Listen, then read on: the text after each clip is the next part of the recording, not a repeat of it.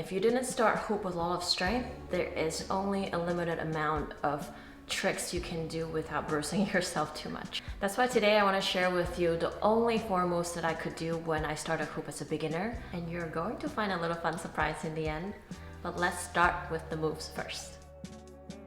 You're going to hear how to get to each of the moves, what muscles you have to engage, and how to really spin with them smoothly. But first, let's watch it together. Here's the first move with the feet up on the Spanset. Then I'm gonna bring one leg down for a little pose. And for the third move, I bring my leg back, bend the knees to have my thigh on the top bar, and release my hands.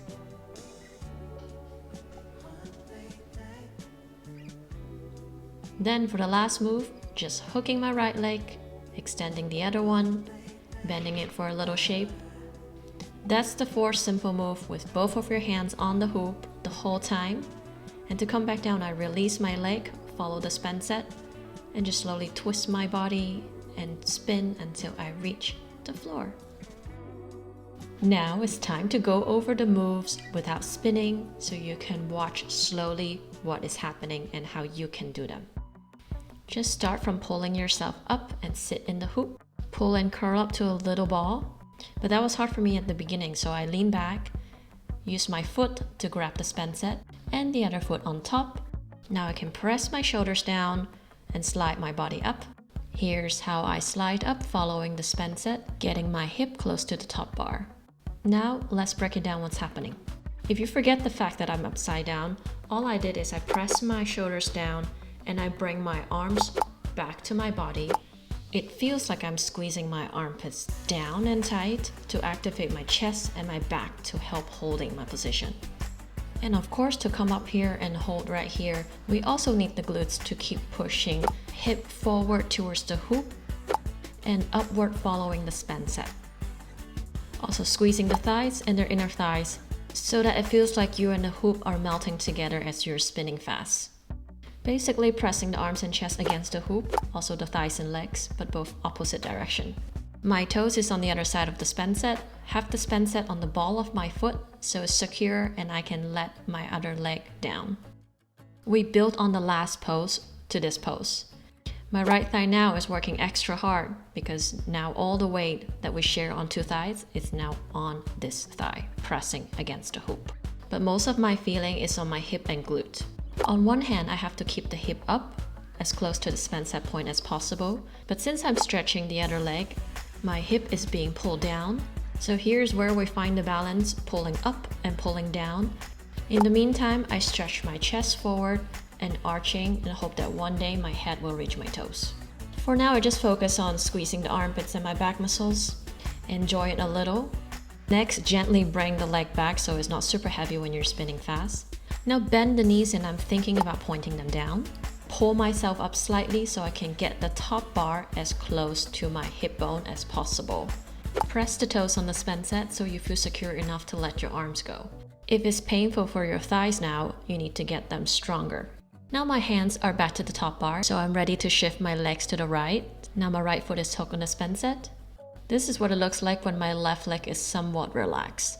Watch how I engage my glute and my inner thighs and press the leg down and bring the foot closer to me.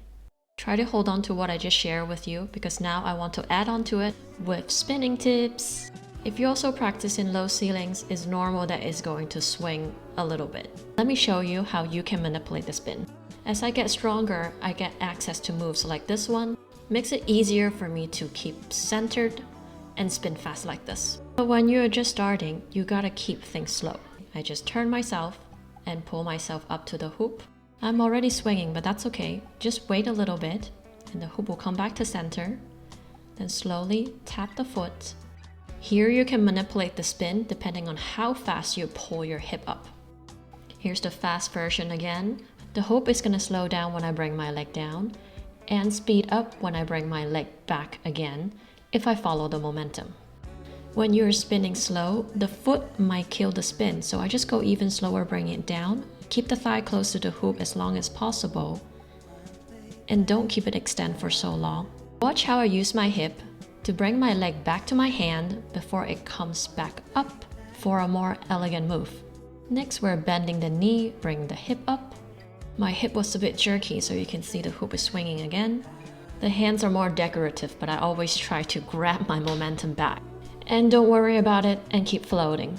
Here's the fast version again. You can see when I bring my knees down, the hoop slow down a little bit. And now I imagine reaching my arms to the floor. It does help speed up a little. Even in this lower version, looks like the spin is coming back. If you haven't killed the spin by now, this move might. That's why you see me shifting my legs extremely slow, hooking it and extending as slow as I can, and gently close myself small again to keep the spin. In this faster version, I can see that other than shifting slowly, what really helps is keeping my hip, pushing it up and close to the top bar the whole time. Since we have both hands on the hoop, coming down should be quite intuitive. Just try not to scratch your knee pit so we can keep practicing. For the surprise today, I have a little spinning practice to share with you. All we're doing is keeping both hands on the hoop and spin for fun. Set your hoop roughly at this height where you can grab the hoop while standing.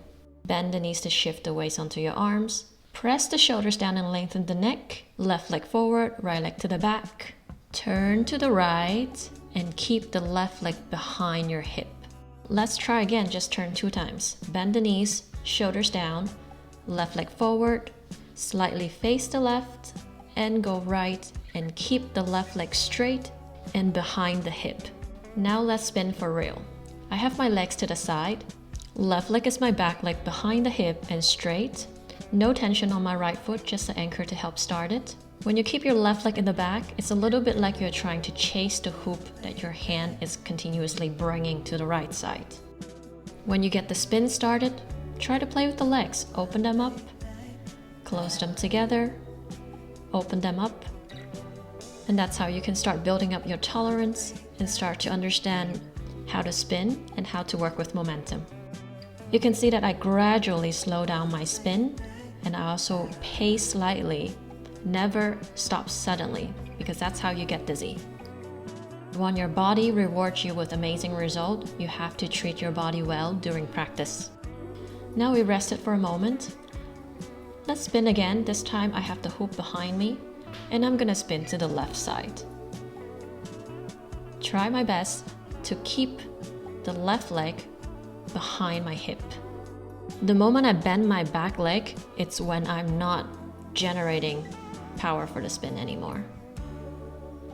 Here I'm just playing around with the legs.